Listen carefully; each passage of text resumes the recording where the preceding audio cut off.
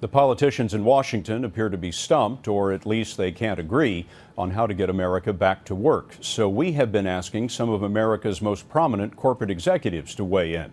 Tonight, Robert L. Johnson. In 1980, he founded Black Entertainment Television and later sold it to Viacom for $3 billion. Johnson is now the chairman of RLJ, which invests in companies in a variety of industries, from entertainment to real estate. We asked him for his take on the country's growing debt. I liken what's happening in this country to this scenario. Imagine a group of people go to a restaurant and they start eating. Well, they don't have enough money to pay the bill. So when the waiter comes with the bill, they don't want to pay it. They don't want to make the sacrifice of paying. So they keep ordering. And that's what we're doing. We just keep piling on debt and keep piling on costs, because we don't want to make the hard choices. Well, you know, the Republicans believe that they have it right.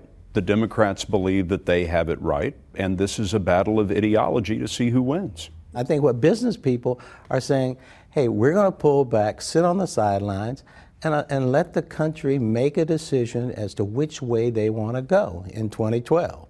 It is a fact that businesses across this country are holding on to about $1 trillion in cash. That they have on their books. Banks are holding on to about $1 trillion in cash, and yet we can't get away from 9% unemployment. It doesn't seem to make sense. I've been in business for over 30 years. I've never seen a time when there's been more zero-sum game mentality in the United States among political parties. If you were a business person looking at this and you saw two people arguing like that, you would say, I don't want to do business with any of those guys. And you'd go off looking for somebody else who you want to do business. And you know what you find? The Chinese who want to do business. You find the Vietnamese who want to do business. You find the Brazilians.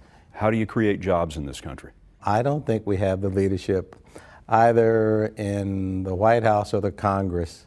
And until both parties agree that the goal is to rebuild the American economy to reflect the 21st century and a global environment, we're going to be stuck. And it's a little bit frightening from the standpoint of a business person, and particularly an African-American business person.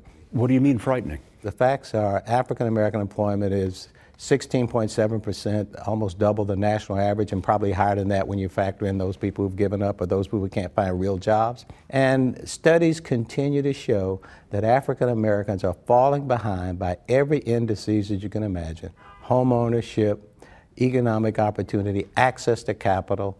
And that, to me, creates a prescription that could lead to two societies, separate and unequal, but also to a lot of social unrest.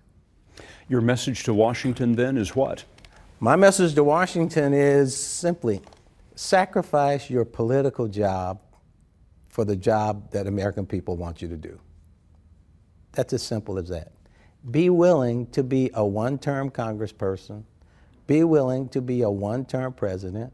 Be willing to be a one-term senator.